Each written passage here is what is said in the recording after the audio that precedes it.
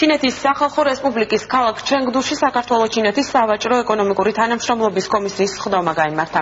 სხდომა ჩინეთის სახალხო რესპუბლიკის კომერციის ministres მოადგილემ გაო იენმა გახსნა, რომელმაც ყურადღება ორ ქვეყანას შორის თანამშრომლობის გაღრმავების მნიშვნელობაზე გაამახვილა.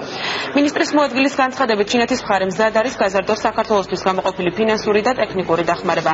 ასევე სხდომაზე სოფლის მეურნეობის ministres მოადგილემ ნოდარ კერესელიძემ კომისიის წევრებს საქართველოს სოფლის მეურნეობის სამინისტროს ძირითადი მიმართულებებისა და პრიორიტეტების შესახებ ინფორმაცია მიაწოდა.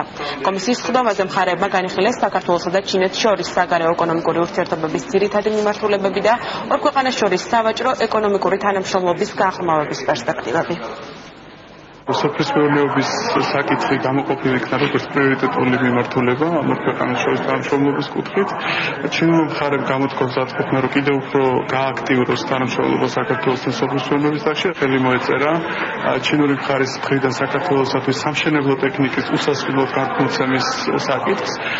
საუბარია $10 მილიონი ღირებულების 26 სხვადასხვა დასახელების 225 ერთეულ სამშენებლო ტექნიკაზე, ძირითადად ირიგაციის მიმართულებით სამშენებლო ტექნიკაზე. განვიხილეთ ჩვენ თანამშრომლობა თითქმის ყველა მიმართულებით ეკონომიკურ სფეროში, რა თქმა უნდა, სოფლის მეურნეობის მიმართულებით, ხაზი გაუსვით მნიშვნელობა სატრანსპორტო კავშირების გაღრმავების კუთხით და იმისათვის, რომ ჩინეთიდან ტვირთების უფრო მეტი მოზიდვა მოხდეს საქართველოს გავლით ევროპაში გასაგზავნად.